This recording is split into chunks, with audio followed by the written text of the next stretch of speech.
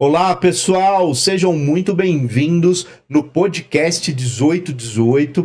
Hoje estamos aqui com um convidado extremamente interessante que ele trará para nós hoje o tema ufologia e terapias com bioenergia, uma série de questões holísticas que também eu acho muito legal vocês conhecerem.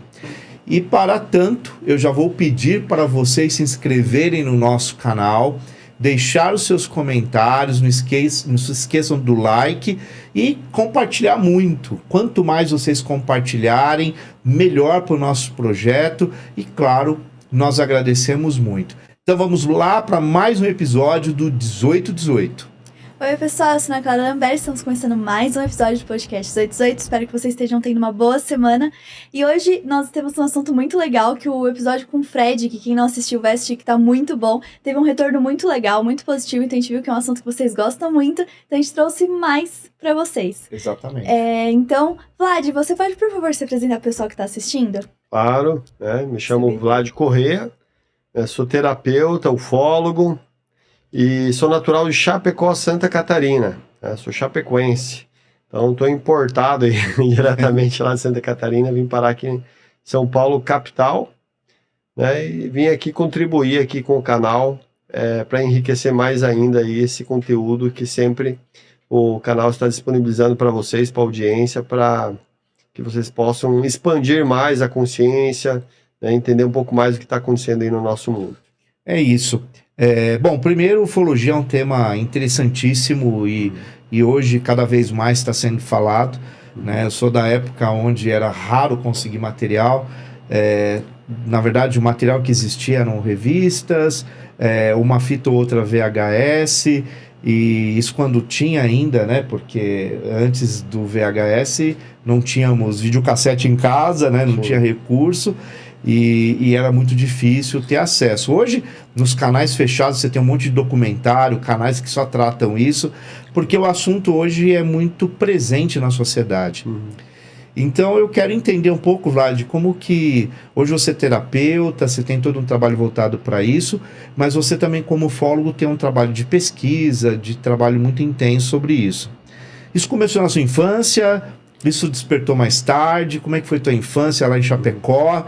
Como é que foi lá em Santa Catarina a sua história? Muito bem. Começou mais na minha adolescência, né?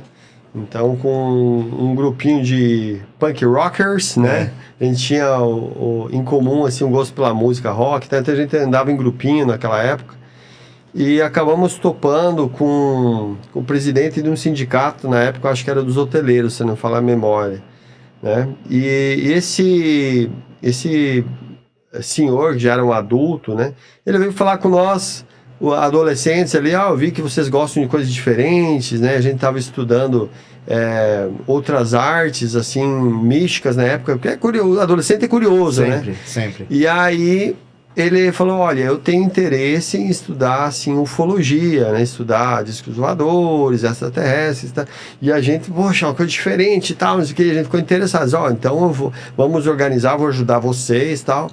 E ele, imagina, um adulto, o cara já, sei lá, 45, 50 mais, assim, e nós tudo adolescente, ele era o único ali mais velho ali, então ele estava direcionando a gente, né? Eles, eu não vou aparecer muito, mas eu vou ajudar a organizar aqui, até porque senão as pessoas lá no meu trabalho vão achar que eu sou louco, né? Então, e ele nos ajudou a fundar, na época, a ACUOSC, que é a Associação de Estudos Ufológicos do Oeste de Santa Catarina. Hoje extinta, né, essa associação, mas a qual vim ser vice-presidente, né, dessa associação, e com o intuito justamente de promover aí investigações, pesquisas em cima desse assunto. E então, uma vez estruturada, uma vez montada essa associação, nós começamos a nos organizar para trazer palestrantes lá para o Sul. Na época foi o Rafael Cury, né, da UFO, foi nos levar uma palestra de ufologia científica, né, onde passava os slides lá, na época, o retroprojetor, né, com as fotinhos lá, mostrando o que era fake, o que não era, né, o que para a gente saber identificar. E naquela época a gente não vendia ingressos para poder custear, digamos, trazer o palestrante. Então cada um ali tirou dinheiro do bolso mesmo e a gente bancou, né, dele trazer, dele vir, né, lá para nos dar essa palestra. Foi muito enriquecedor, me lembro na época, foi não sei quantas horas lá de gravação. E posteriormente a gente trouxe o Pantonas, que é da ufologia esotérica, né? Mas assim, dessa esfera, assim, digamos assim. Mais com espiritualidade. Isso, né? Isso. Nesse mesmo ambiente que nós estamos aqui, existem outras dimensões, que existem seres vivendo em realidades alternativas, digamos assim. Então, também para ter os dois viés, né? E aí, então, na época, a gente foi fazendo essas pesquisas, inclusive apareceu lá um outro adulto na época, assim, que tinha interesse em conhecer o grupo. Ele foi chegando modestamente e depois ele revelou que ele já tinha feito um curso em Brasília com a Bianca, do caso Bianca, né, que é o extraterrestre Carran, né, que ela alega ter tido contato com ele, né, ela escreveu 2 livros aí, um deles que eu lembro de cabeça, que é As Possibilidades do Infinito. Eu lembro que eu li, assim, frase por frase, muito cuidadosamente aquele livro, e o qual ensinava uma técnica chamada TFCAA, se não me falha a memória, Técnica Física de Conquista da Autoconsciência, que é o domínio da matéria, você poder, acordado em qualquer horário, você conseguir sair do corpo, seu corpo fica ali, sei lá, só com, né, o instinto animal ali, e a sua alma simplesmente sai. Uma projeção. Uma projeção, mas deslocando do corpo. Então eu nunca cheguei a realmente ter essa experiência, mas eu lembro na época que eu fiz o curso, fui conhecer lá o famoso sítio, né, da Bianca, que ela comprou lá para fazer as palestras, e ela alega ter tido encontros também, né, com esses extraterrestres lá nesse sítio. Conheci lá as ocas, tipo as casas que fizeram lá numa estrutura geométrica que sempre fica com a mesma temperatura dentro em qualquer estação do ano. Achei bem interessante, né, que conforme, como as pirâmides, né, hoje sabemos que a forma geométrica da pirâmide promove uma concentração energética no seu centro verificável, né?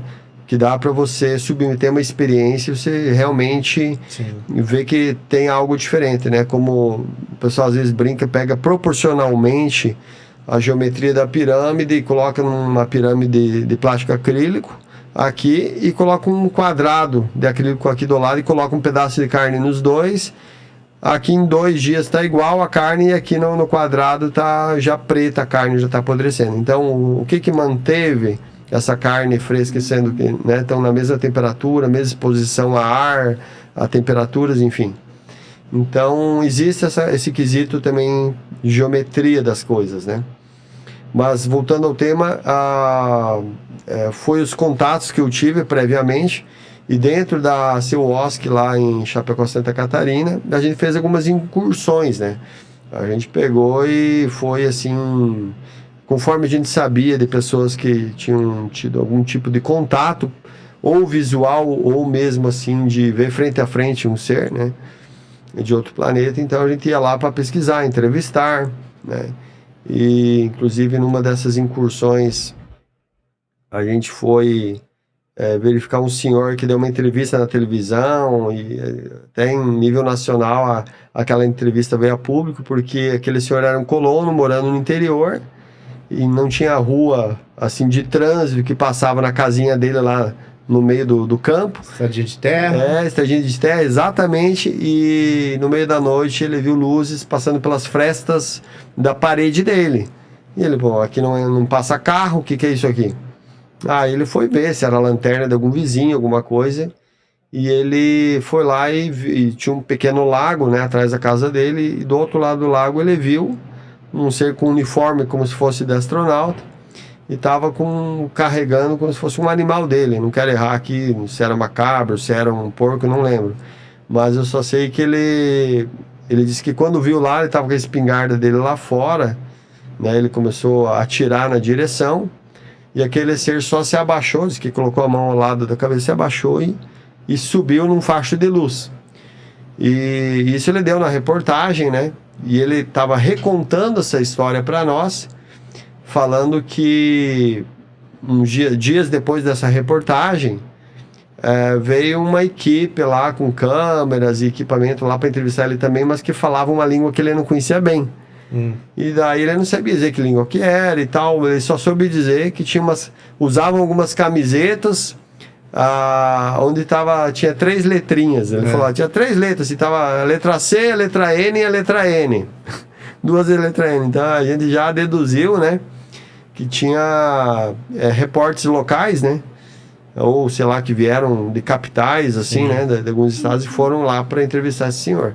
E esses mesmos, né, não sei se tinha mais alguém ali junto, mas segundo esse colono, foi levado um aparelho que ele não sabe dizer o que era, no ponto onde ele disse que viu aquele ser lá, e quando foram com aquele equipamento começou a disparar, né, tec, tec, tec, tec, tec, tec, e, né, e aí fizeram um sinal de positivo para outro colega deles, dizendo, é aqui mesmo e tal, ou seja, tinha uma radiação ali emanando daquele ponto onde o colono falou que teve o avistamento.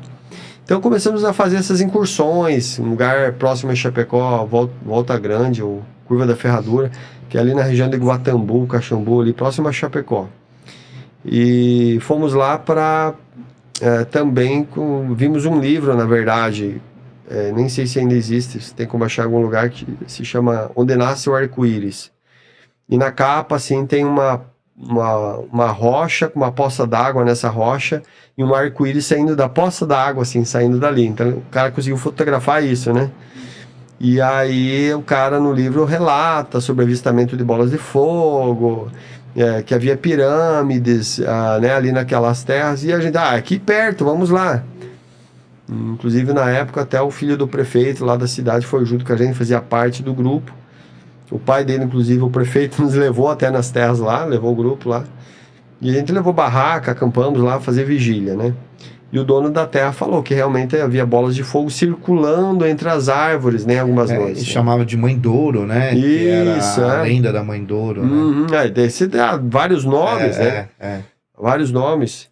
Mas, assim, 2 coisas que me chamaram a atenção lá foi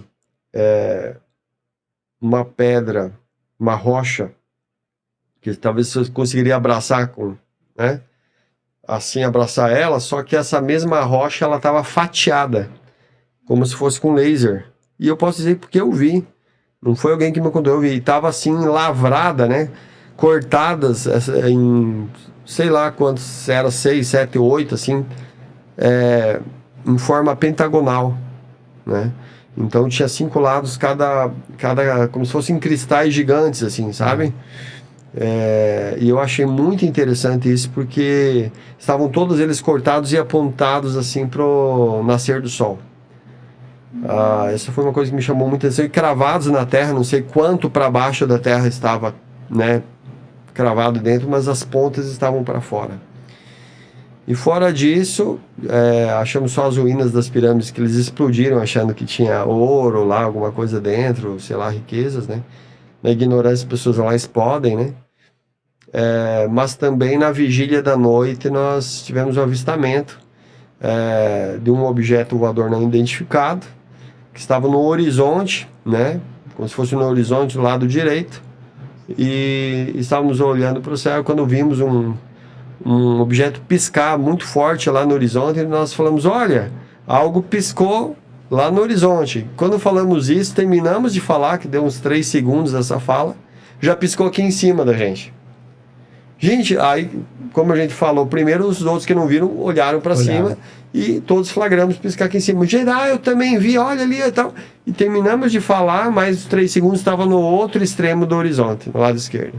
Então, questão dos 9 segundos, saiu de um horizonte até o outro horizonte. Então, sabíamos que na época, nem hoje, eu acho que não tem nenhum objeto construído pelo homem que consiga viajar numa velocidade tão grande assim, né? A gente vê satélites, vê tantas coisas assim, indo devagarzinho, né? Que tá lá em cima, né? E se foi numa velocidade assim assombrosa, né? Então essas experiências foram despertando, né? Ainda muito jovem, né? Muito jovem ali, eu fui... Né? A gente fez uma camiseta, estampou na época, eu me lembro, que aparecia lá alguém sendo abduzido por um facho de luz, assim, de uma nave, né? E o fato de usar a camiseta... usaria aquela expressão sair do armário, né? Aquelas pessoas que tiveram avistamento de alguma forma e tinham vergonha de falar, medo de falar, quando via a gente com aquela camiseta nos abordavam, né? Olha, vocês acreditam nisso? Vocês estudam isso? Sim, nós temos, né, uma associação que estuda isso e tal.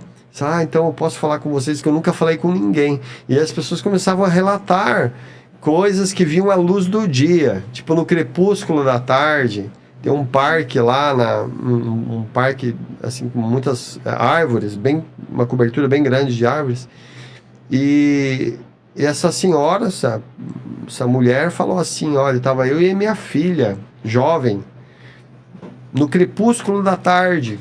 E no final dessa tarde, sim, o sol se pondo, a gente olhou para cima e vimos uma nave pairando por cima do parque. Então, se materializou, se permitiu ser vista. E aí a mãe olhou, você tá vendo o que eu tô vendo? Ela, tô vendo, mãe, não tô acreditando no que eu tô vendo. E aí as duas combinaram, não vamos falar para ninguém que vão chamar a gente de louca, né? Então sempre aquele preconceito, né? Então, o que os outros vão pensar se eu sair por aí falando disso? Então a gente começou a pegar, coletar esses... Deu vazão, né? Sim. Então quando você está num meio, assim como agora, nós vamos ter um evento, né? Da base SP, até quem está nos assistindo, né? Estamos promovendo a UFO Cantareira, que vai acontecer no dia 23 de março. E vai pegar tarde e noite. Tá? Você pode pegar maiores informações ali no site, www.danusa, com S, danusaaras.com.br/UFO _do meio Cantareira. O hífen, né? Então, UFO Cantareira. E aí ali vai ter mais informações, mas os lotes presenciais foram todos vendidos já, o primeiro e segundo lote.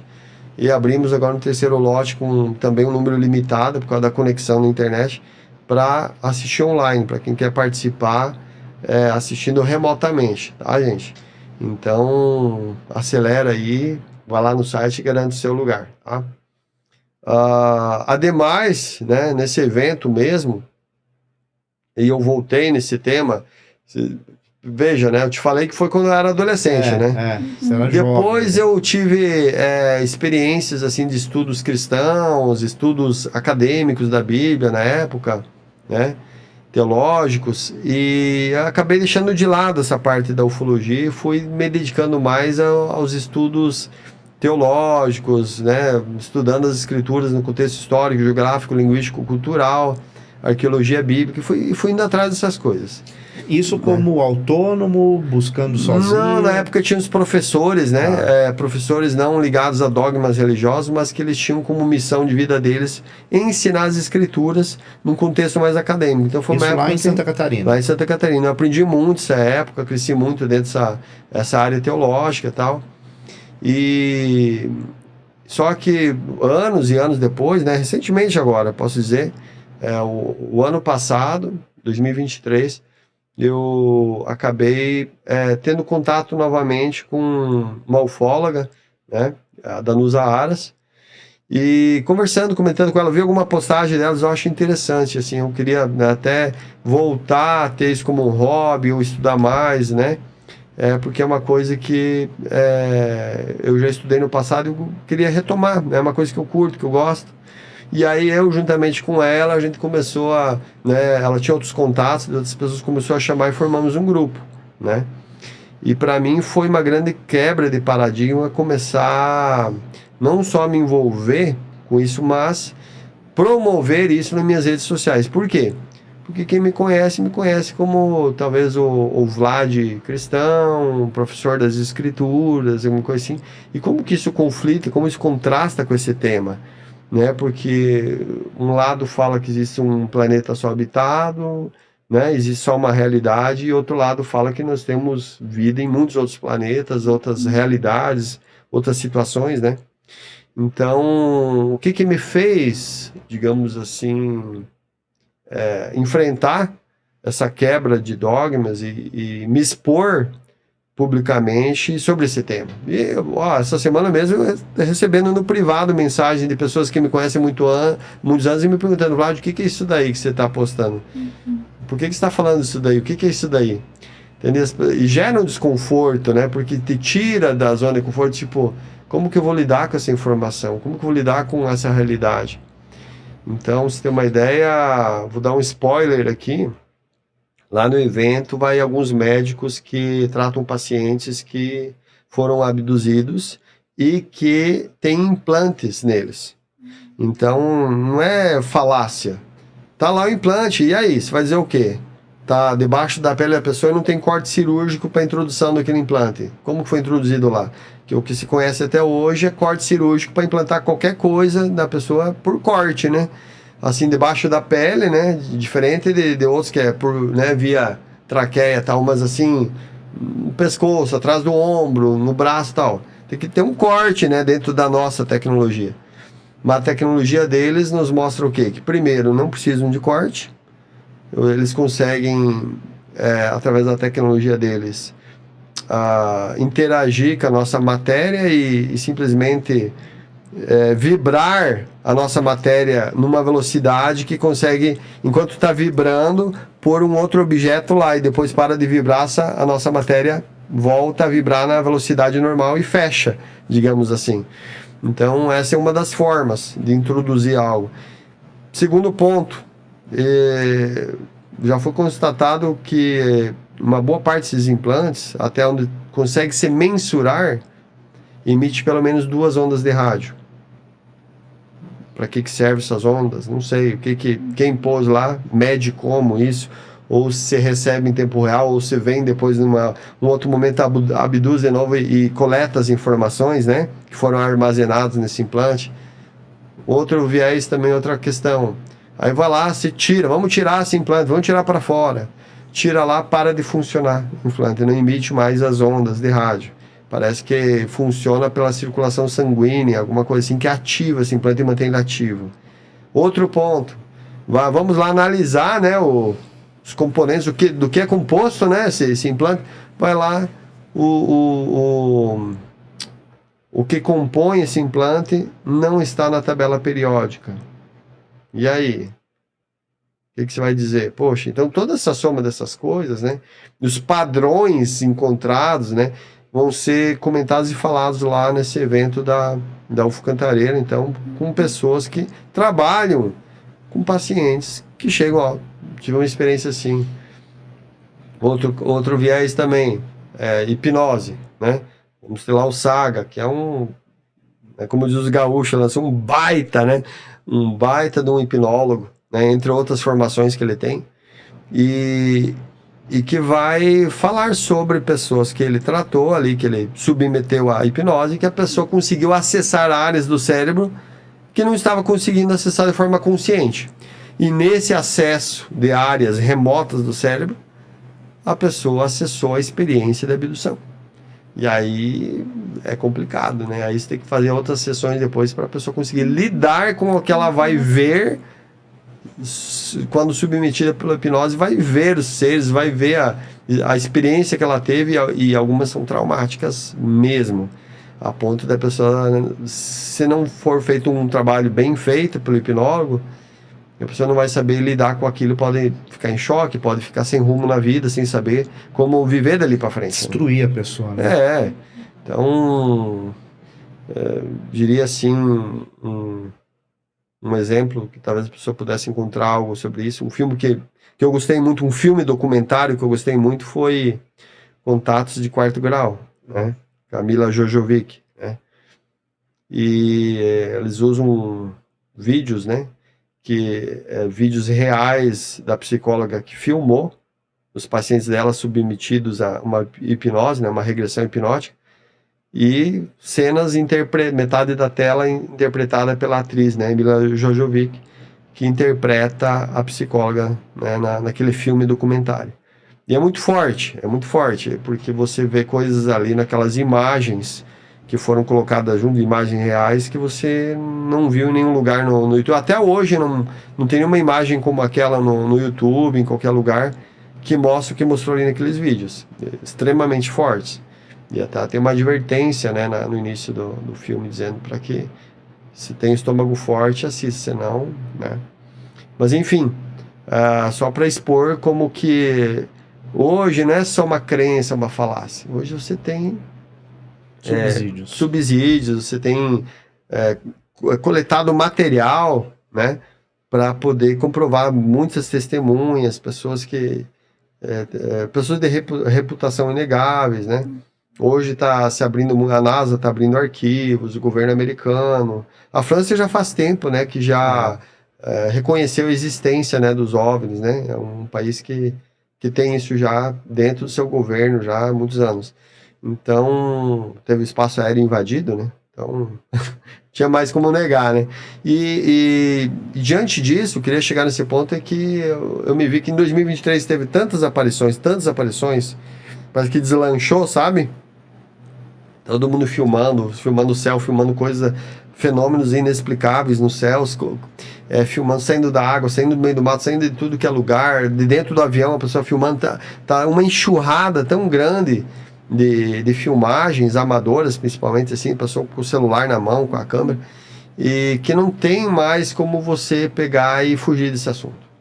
Então eu disse, diante disso, eu prefiro abrir, né, aceitar isso e publicamente promover esse assunto, falar desse assunto, porque se tem uma pessoa que está me assistindo aí que talvez tenha fé cristã e não sente a vontade de conversar com alguém que é de uma fé, de uma religião oposta a essa, né, para perguntar sobre isso. E eu tenho os dois lados, né? Eu posso fazer um comparativo, um explicativo de por que eu acredito nisso, ou, né, como que podemos lidar com esse tipo de informação. E você, depois, na idade adulta, você chegou a ter alguma experiência, contato? Você teve algo que para você foi significativo? Olha, eu acredito que sim. Eu vou te dizer, acredito que sim, por quê? Porque eu tive sonhos, assim, frequentes, de avistamento, de contato com seres, assim, né? Seres de pequeno porte, assim, bem menores, assim. E, entre outras experiências, então, eu tô bem aberto, assim, para fazer uma sessão. Ainda não fiz, mas talvez num outro momento que eu tivesse experiência, eu venho aqui compartilhar, mas eu vou me submeter à hipnose para acessar, para ver né, realmente se eu tive esse contato. E só que a gente fala sonho, mas às vezes, né, sai da matéria, sai do corpo e depois volta pro corpo. Então, né, nessa esfera saindo do corpo, eu acredito que eu tive, né? E todo mundo que está falando sobre esse assunto, todos nós que estamos aqui tratando, de alguma forma ou outra, nós estamos numa mesma frequência. Se nós temos abertura para falar desse assunto, nós estamos investigando isso e falando sobre, é porque já temos, assim, um nível de consciência muito próximo um do outro. Podemos falar com tranquilidade, sem preconceito, sem, sabe? Não quero falar sobre isso, acho que tudo... Porque a tendência de uma pessoa que não está nessa frequência é jogar tudo na conta do capeta, né? Isso é tudo do diabo. Não vou dizer que não tenha coisas que são, assim, de origem do mal, que sabendo que tem seres, assim, eu diria do mal, assim, no português bem chulo, mas também tem seres do bem, né? Então não podemos colocar tudo na mesma panela e dizer é tudo ruim ou é tudo bom. Então você tem que ter seus filtros. Eu tenho os meus filtros, né, para filtrar o que é bom e o que é ruim. Então a questão é ter abertura, né? Hoje eu estava falando com um grande amigo meu lá do Sul, que ele é pastor. Eu falei, olha, eu sou do partido de examinar tudo e retendo o que é bom.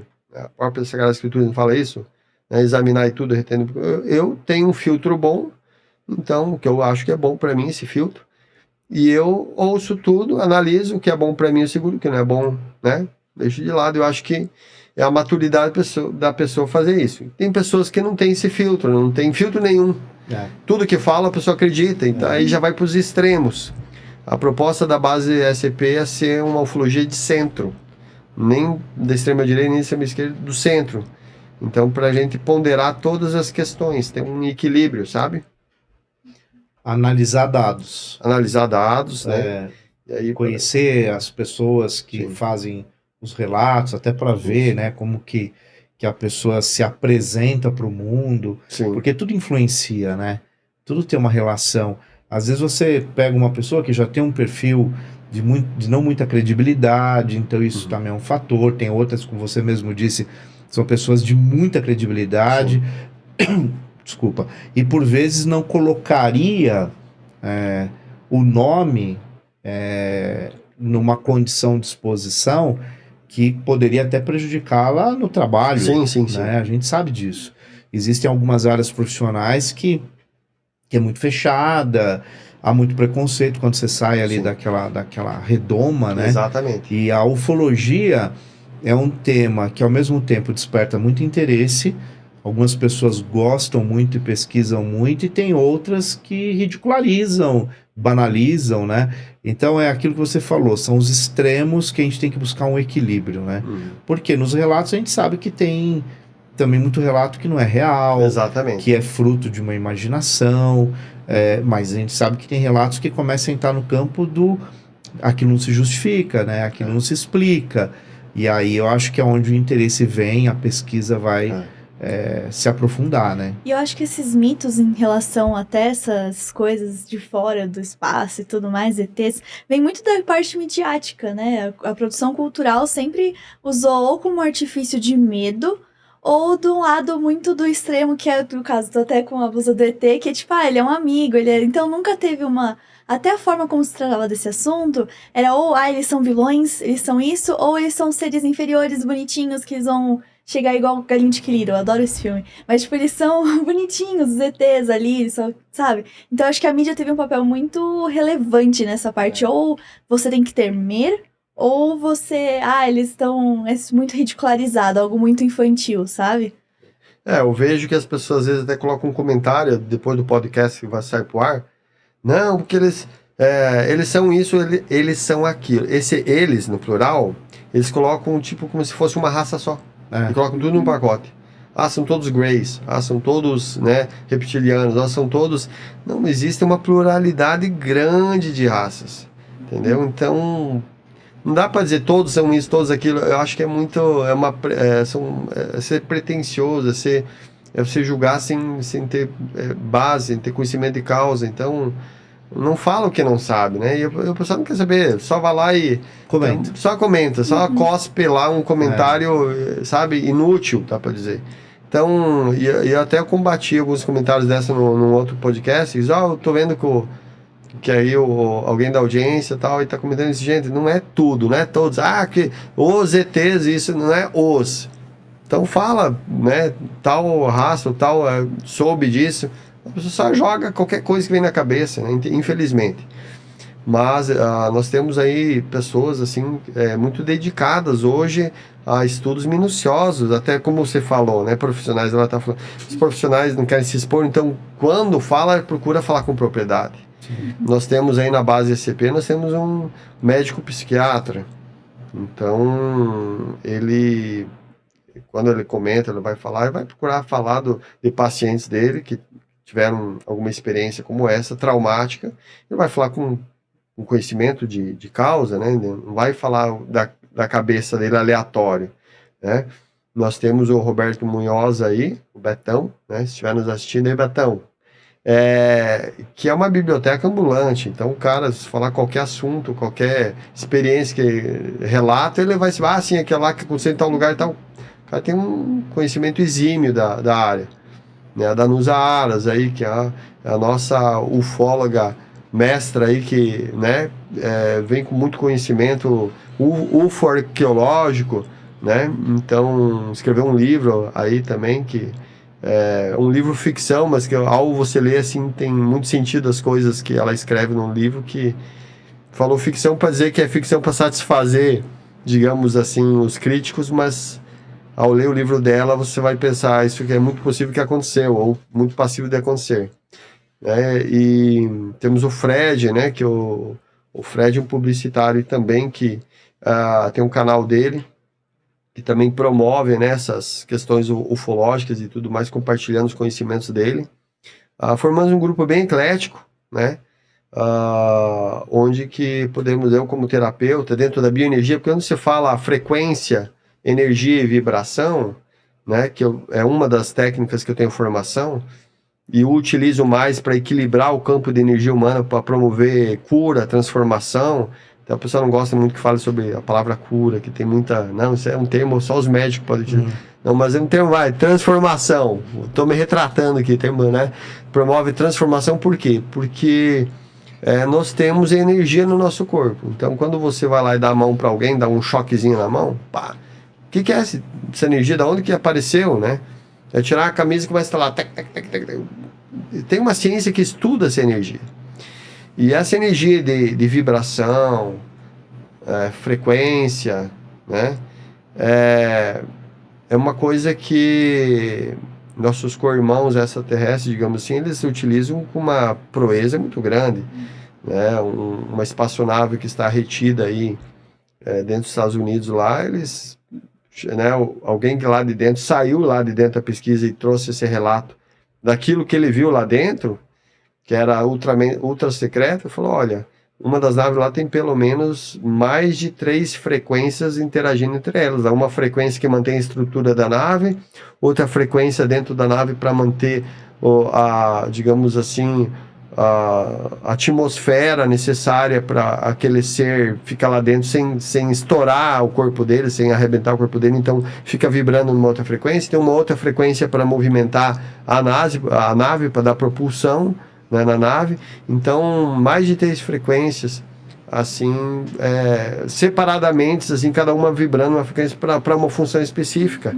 E aí eles estão usando esses estudos para fazer tecnologia reversa, né, para justamente fazer alguma coisa de uso deles, benefício deles aqui na Terra.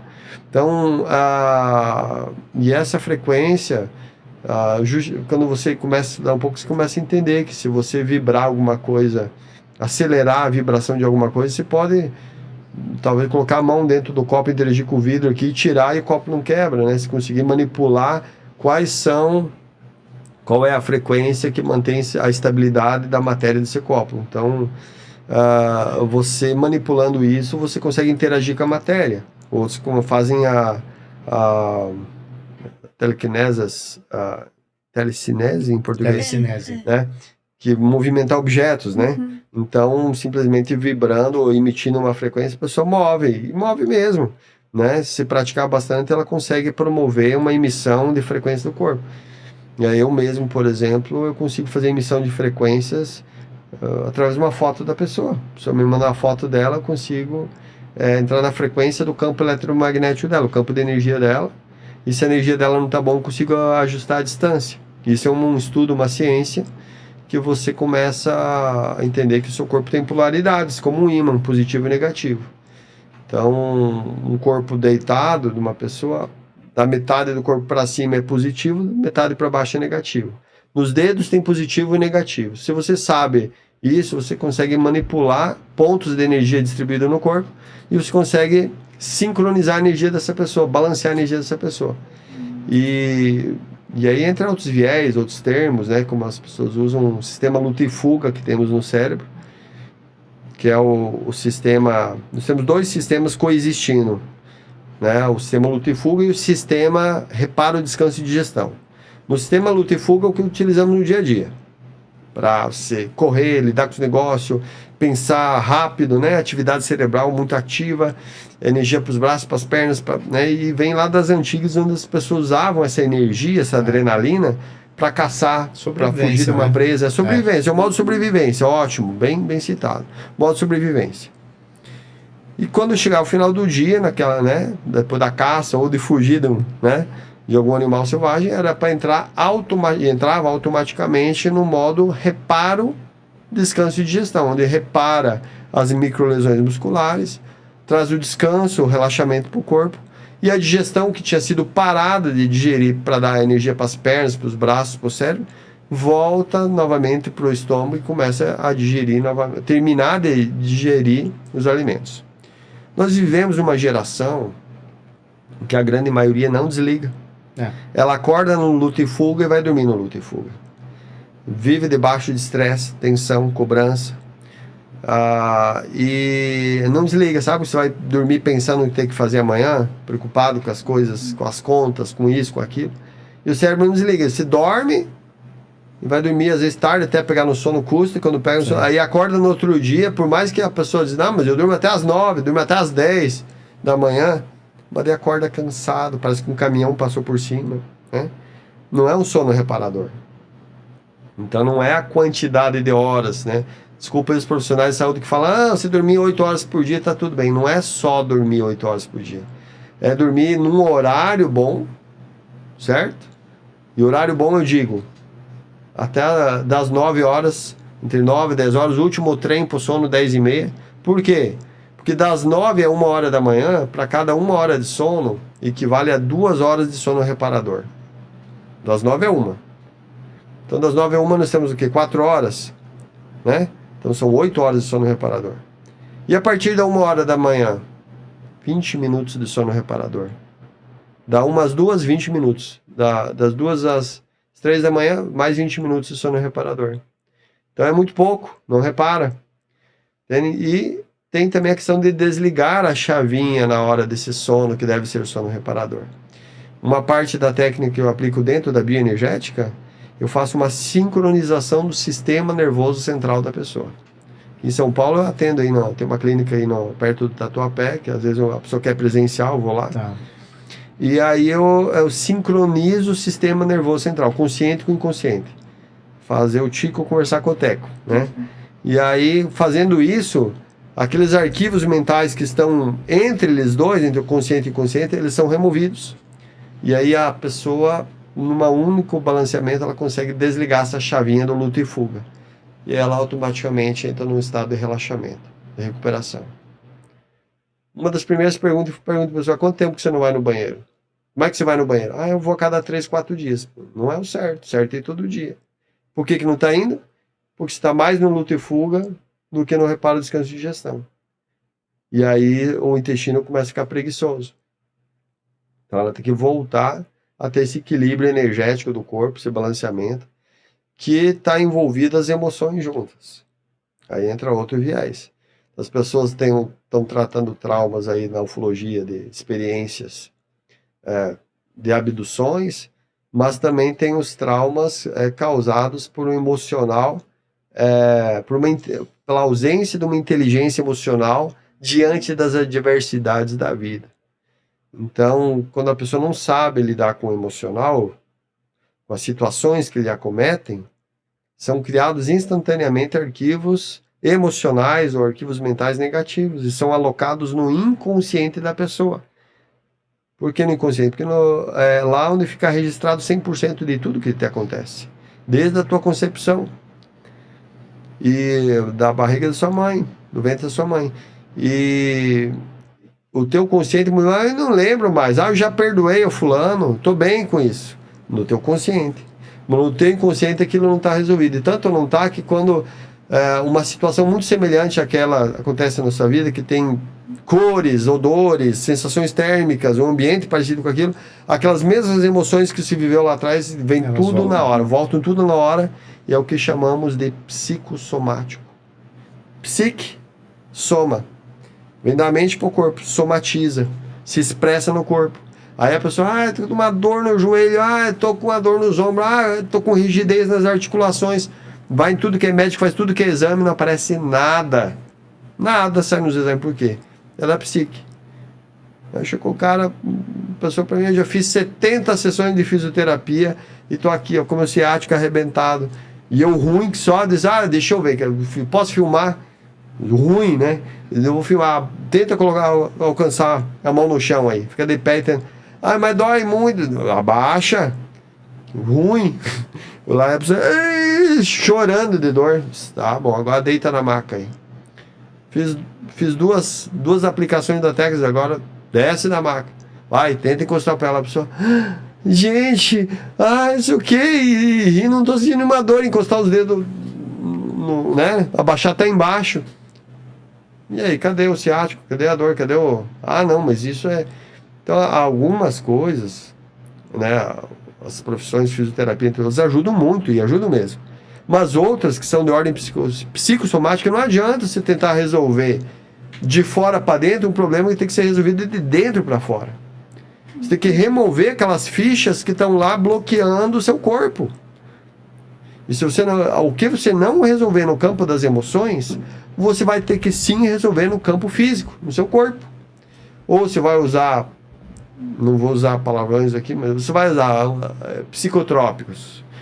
Alguns são úteis. Se a pessoa não tem nenhum outro recurso, vai ter que usar mesmo o psicotrópico. Se não tem nenhum outro recurso.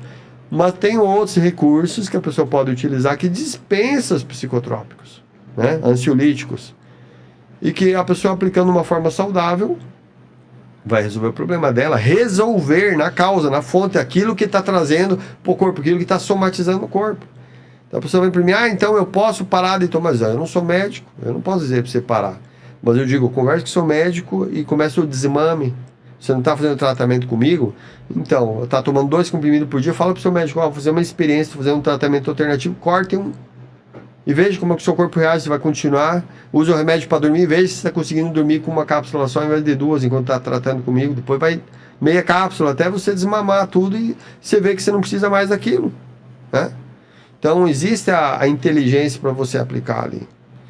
Então, no campo da bioenergia, é uma coisa muito legal, essa emissão de frequência, né? Minha mãe mora a 1.000 quilômetros daqui. Eu estou com o ciático arrebentado aqui, né? Faz uma emissão aí para mim de frequência. Faço agora. Paro o que estou fazendo ali, pego a foto dela, no celular mesmo, aplico. Aí eu digo, pode levantar da cama, ela levanta como se não tivesse nada. Eu digo, nossa, foi como tirar com a mão. Pois é. Então, são muitas coisas. O caso mais cabuloso meu foi ter ido num hospital, que a minha cliente tinha menisco no joelho, ajudou muito ela, tal. Ela disse, pô, meu pai, será que funciona? Eu disse, o que tem teu pai? Ela está em estado vegetativo no hospital.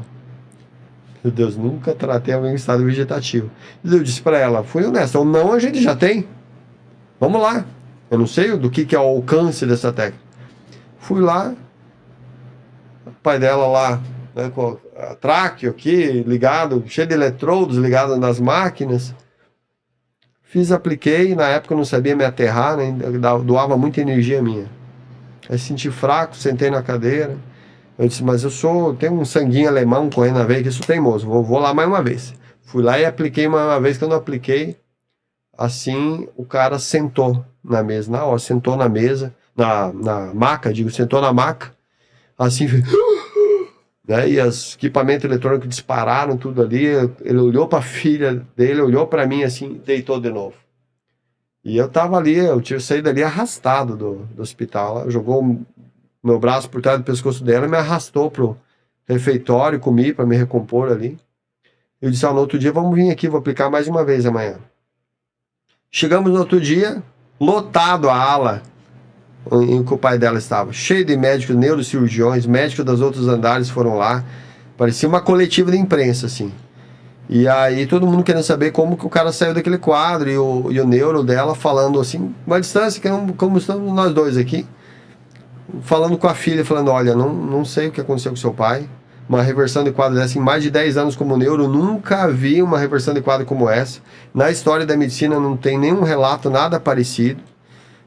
E o cara falou, eu até tenho que te confessar que sou ateu. O cara falou assim, mas diante do que aconteceu com o teu pai, só posso dizer que isso foi um milagre. Porque não tem outra explicação para dar dentro da ciência médica, na medicina não tem nada que explique algo assim. E ela só olhou para mim, deu aquele sorrisão, né? Porque nós dois sabíamos o que tinha acontecido, né? No dia anterior. E a partir dali, ele estava naquele dia lá sentado, dando a mão para as pessoas, conversando, né? Consciente de tudo que estava acontecendo ali. Então, esses mini milagres, né, esses mini poderes que a gente aprende a manipular, né, com as ciências que hoje estão sendo disponibilizadas, é muito legal, né?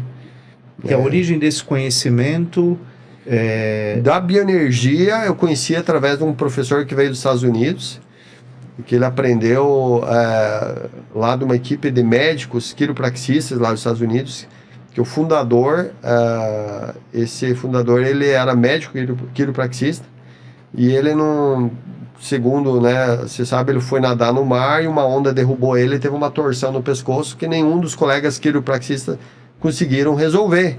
E ele ficou muito fulo da vida, né?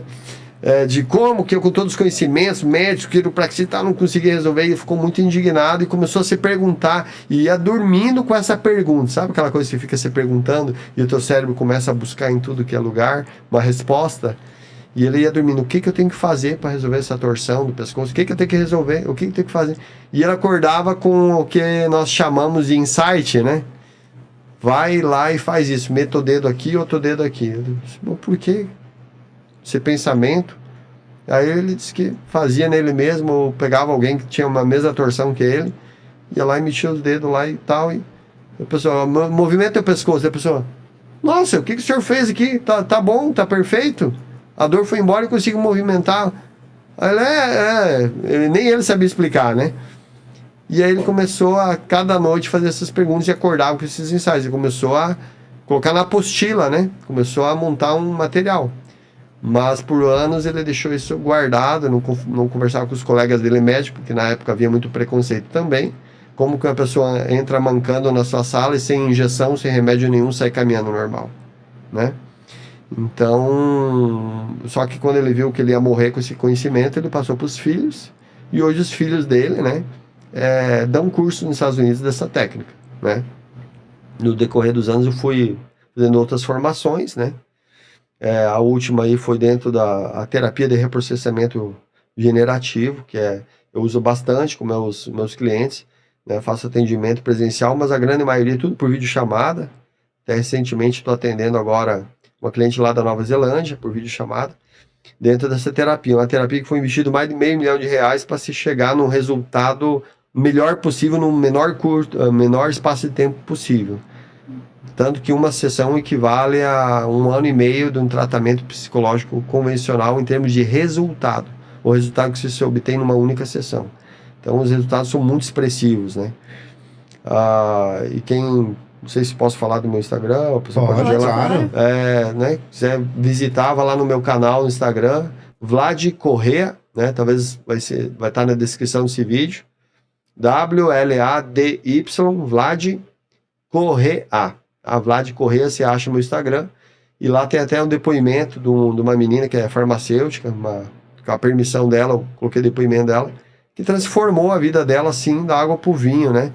E é uma transformação mesmo, não é só eu acredito que tem que ser assim.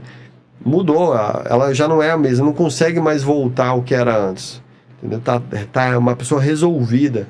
É só uma das tantas pessoas que eu já tratei, né, que estão experimentando essa transformação. E o nome da terapia mesmo é? Essa última que estou tratando por videochamada se chama Terapia de Reprocessamento Generativo, ou carinhosamente chamada TRG. Terapia breve, não prende a pessoa por muito tempo, é uma terapia de resultados, é uma terapia não verbal. Como assim não verbal? Quer dizer o quê? Que se a pessoa quiser entrar muda e ser calada, vai funcionar 100%. A pessoa não precisa chegar e despejar toda a vida dela. Eu mando uma ficha da anamnese, se a pessoa quiser preencher, sim, vai me ajudar. Mas se ela já não quero falar nada da minha vida, sabe aquela pessoa que não, já falei tanto, não quero mais falar para ninguém. Então, essa terapia é para você. Se simplesmente entrar mudo e ser calado, eu só vou te guiar o que você tem que fazer com essa dor emocional que está dentro de você, na sua mente. Eu vou dizer, faz isso. Você vai fazendo isso dentro da sua mente e simplesmente vai resolver de uma vez por todas. Não existe recaída, não existe, eu tive novamente. Não tem. O teu cérebro é como uma cebola. Cada sessão você vai tirando uma camada dessa cebola. E nosso objetivo é chegar no miolo. E nós chegamos 100% das vezes. Tá. E como que você chegou nesse conhecimento? Alguém te indicou? Sim. Como que foi? Essa trajetória. Muito hoje em dia você vê essas propagandas aí no Instagram, né? Impulsionado por publicidade. Aí você começa a namorar, assistir aquelas videoaulas gratuitas, né? Então, assim foi com a maior parte. Fora da bioenergética, as outras foi tudo por internet mesmo, né? Eu fiz a homeostase quântica informacional, que também é muito legal. Vira e mexe, eu estou usando para mim mesmo, para me auto-aplicar a homeostase quântica informacional, barra de Axis, né? a terapia de reprocessamento generativo, né, a terapia de biorreconexão, que daí é da energética, enfim. Você acaba aumentando esse leque e vendo, com esse cliente é bom utilizar mais essa técnica, ou entendo que fora da nossa sessão tradicional eu vou dar uma cortesia da outra técnica só para dar uma complementada para a pessoa evoluir mais rápido no seu tratamento. Tá, entendi.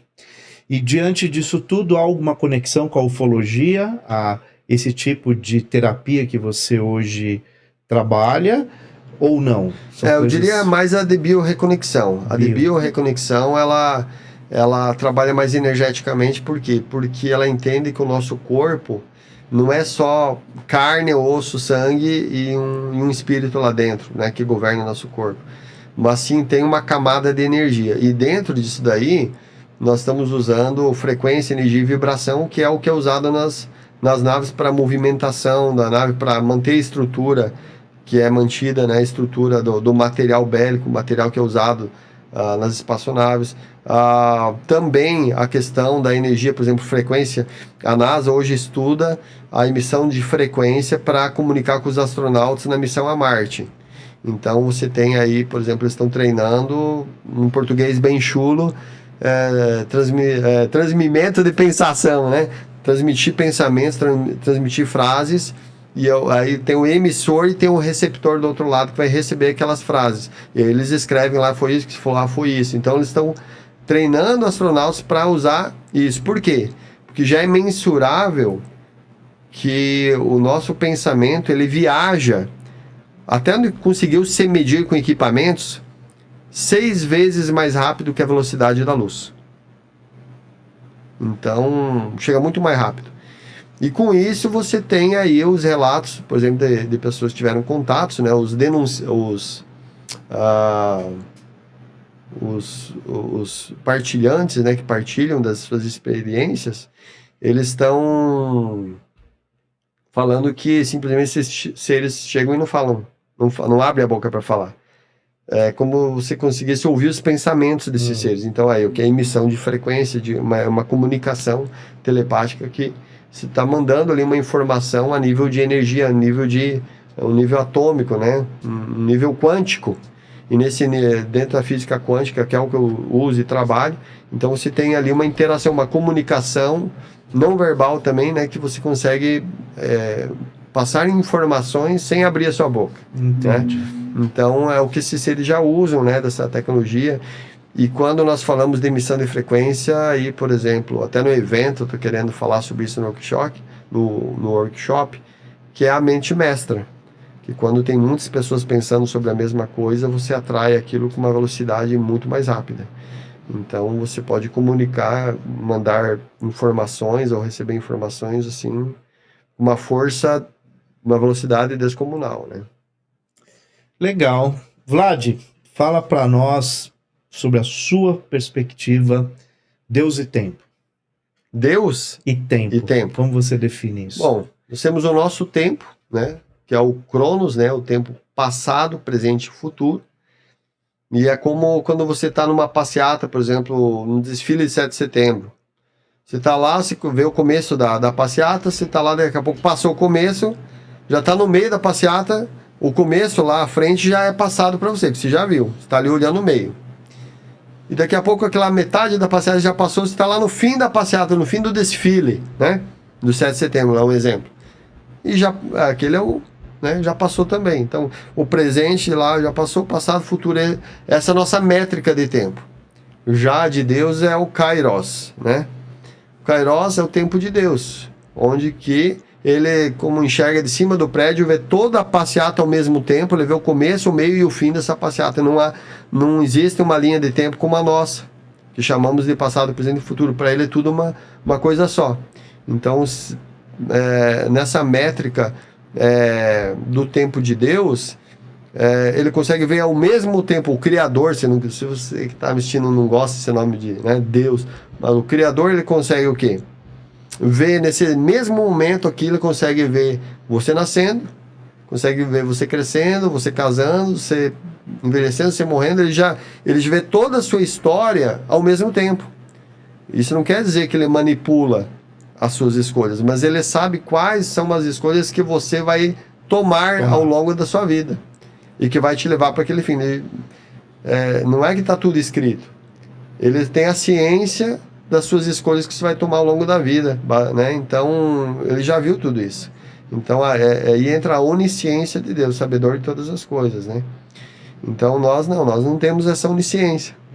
Então, nós temos o livre-arbítrio que nos dá o direito de escolher, não, agora eu quero construir um futuro diferente, então vou começar a tomar escolhas diferentes agora, para gerar um futuro diferente ali na frente. Sim. Então, espaço-tempo, eu acho legal isso, e dentro da ufologia estamos falando do desdobramento do tempo, daí é outra coisa, é a pessoa que se ausenta aqui sendo abduzido e viajando numa nave, e para ele passou dias, e quando ele volta passou 1 hora ou 2. Então tem a questão desse espaço-tempo na visão ufológica, que eles conseguem viajar no tempo numa velocidade inigualável, né? Então eu penso que com isso eles também, de certa forma, têm acesso a informações que para nós ainda vai ser futuras, né? E eles conseguem vir para cá e intervir em ações do homem, da humanidade, de países que querem explodir uma bomba atômica, alguma coisa, né, a nível que vai ter uma catástrofe mundial. E o nosso planeta, e por que intervém? Porque o nosso planeta faz parte do mecanismo de um relógio. Estragou-se a peça, de alguma forma vai influenciar no mecanismo todo. Então, eles intervêm para que nós não nos autodestruímos, né, diante do conhecimento que eles têm do que nós vamos fazer, né. Então, tem esses dois viés aí, dentro da ufologia e dentro da teologia, né, da espaço-tempo. Legal. Muito legal. Vlad, antes de a gente começar aqui o programa, a gente estava conversando muito sobre esse negócio de aulas de inglês, como às vezes um método não vai funcionar para todo mundo. E uma coisa que é muito legal, que um dos nossos patrocinadores é a Bacari English School, e ela tem um princípio de que o aluno não tem que se adaptar ao método. É o método que vai se adaptar ao aluno e às necessidades que ele tem. Então, achei muito interessante porque conversou e, de fato, é o que o nosso patrocinador, a Bacari, traz. Né? E já falando de patrocinadores, nós temos também a Lute Benedetta, que é uma loja de velas e aromas, e ela fez um aroma exclusivo do podcast 1818, e essa é a versão 2.0, então que ficou ainda mais cheiroso, já era bom, ficou melhor, porque a gente tá sempre evoluindo, sempre melhorando, e com as velas também são assim. Então esse vai ser o seu presente, eu entrego no final. Que bom! É uma pena que vocês não conseguem sentir o cheiro, porque é maravilhoso de verdade. Então, já aqui... E agora eu vou pedir para você deixar a sua mensagem final, tanto pro pessoal que tá assistindo, pra gente, enfim. Tá certo. Então, primeiramente, né, minha gratidão aqui ao canal que abriu, né, carinhosamente as portas aqui para que eu pudesse compartilhar desse conhecimento, dessas experiências aqui com vocês, com a audiência. E no segundo momento aqui quero enfatizar o convite, né, para que você participe do evento UFO Cantareira, né, no site que já foi dito, né, www.danusaaras.com.br/UFO-do-meio Cantareira, e, né, reserve já seu ingresso para participar desse evento, porque vai ter muita coisa lá dentro que você não encontra em outros eventos. Então vai ser algo assim de marco histórico mesmo nesse evento. E também, se quiser conversar comigo, vou estar lá nesse evento, né, pessoalmente. E também na minha rede social, né? Pode me procurar ali no Instagram, né? Vlad Correa, né? WLAD de dado, né? Y Vlad Correa. E pode me chamar no direct, ou mesmo ver lá meu material, fazer algum comentário, estou à disposição. Tá? Muito bem, quero profundamente agradecer aqui em nome do podcast, toda a equipe, a sua presença. Né, um abraço para Chapecó, chapecoense, né, o povo lá de Santa Catarina, a gente tem audiência lá também, né, então fica aqui um grande abraço aqui com o filho da terra, né, e de Chapecó, e muito obrigado por você ter vindo, né, foi muito legal você dividir conosco o seu conhecimento, não só a questão da ufologia, mas terapias que você trabalha, e tem aqui o contato, enfim, vocês todos estão convidados para conhecer melhor o trabalho do Vlad. Bem, é isso. Então, muito obrigado de verdade. Eu quero agradecer a todos vocês que fazem parte desse projeto, que compartilham muito esse material. E aí eu já até enfatizo, né? Vamos continuar compartilhando muito. O canal está crescendo muito. tá um sucesso, então isso, claro que nós devemos a vocês. E lembrando e finalizando já o programa da Noesis, que é uma empresa de psicólogos que são especialistas em brasileiros que moram fora do Brasil e que procuram terapias por conta das situações que eles vivem fora do Brasil, como a própria ansiedade, que a gente falou aqui antes até do programa, né? Depressão e etc. E também a RPA Produções, que é a expertise, são eventos, né? E é a empresa que me representa, todas as minhas palestras saem por essa empresa que é a RPA. Bom, então eu quero pedir para você se inscrever no canal, não se esqueça de se inscrever no canal, deixar seus comentários e até o próximo episódio. Eu quero deixar aqui um grande abraço do amigo Marcelo Lambert e, é claro, muita luz para vocês e até o próximo episódio.